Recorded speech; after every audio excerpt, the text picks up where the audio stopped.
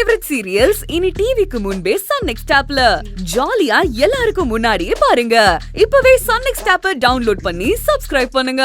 இப்படி வரல சத்தியமா சொல்றேன், உங்க பொண்ணு செத்துட்டா நீங்க நினைச்சுக்கோங்கப்பா. ஐயோ, அப்புறம் நானும் இதான் போன் பண்றது கடைசி.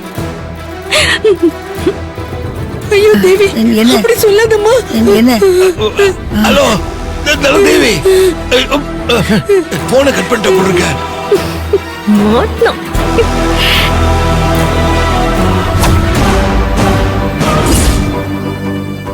ஐயோ ஸ்ருதி, சூப்பர் டி. ஸ்ருதி, உனக்குள்ள இவ்ளோ திறமை இருக்கா? அழுகுற, சிரிக்கிற, நவரசத்தையும் அப்படியே குரல்லே காட்டுறியடி. அப்படியே கண்ணை மூடி கேட்டா அப்படியே சாச்சா தந்த தேவி பேசுற மாதிரியே இருந்துச்சே. அதுவும் கடைசியில முத்தாயிப்பா நான் செத்துருவேன், இதுதான் கடைசி போனுன்னு அவங்களுக்கு வச்ச பாரு ஒரு ஆப்பு. செம்மடி. ஐயோ என் மகளே, நீ அப்படியே பின்னிட்டடி. ஐயோ இருமா, நான் போய் முதல்ல தேவி போனை வச்சுட்டு வந்துடுறேன். இல்லனா நமக்கு ஆபத்தாயிடும். வெயிட் பண்ணு. ஐயோ, நம்ம மகளா இது? பயங்கரமான வேலையெல்லாம் பாக்குறாளே. ச்சே.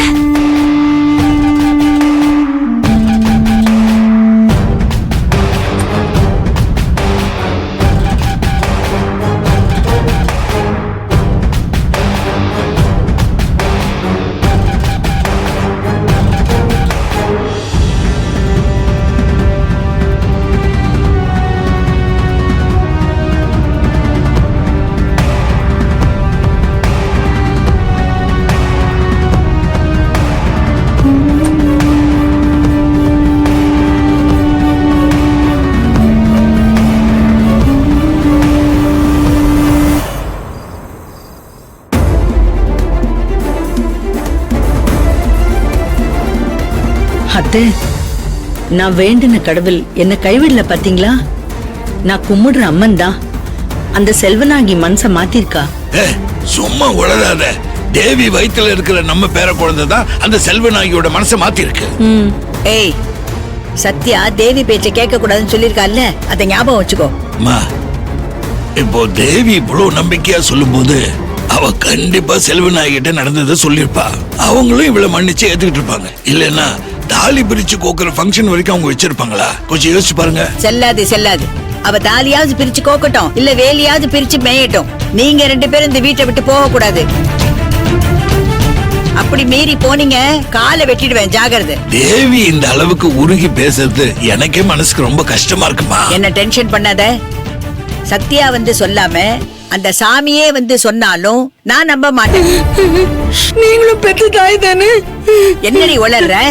பின்ன ஒரு பொண்ணு இருந்து ஒரு அம்மாவா இருந்து இன்னொரு பொண்ணோட கஷ்டத்தை, அம்மா ஆக போறவளோட வேதனைய புரிஞ்சுக்காம பேசுறீங்களே அத்தை. ஏ செங்கு, இந்த சென்டிமெண்ட் வெங்காயம் எல்லாம் எங்கிட்ட வானாண்டி.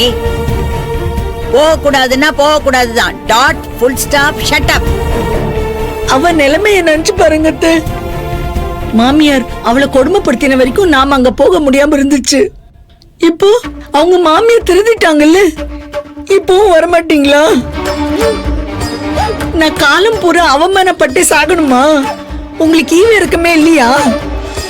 அம்மா இல்லாம தாலி கோக்குற ஃபங்க்ஷன்ல நான் தனியா நிக்கணுமான்னு என் குழந்தை உருகி அழுகுதே.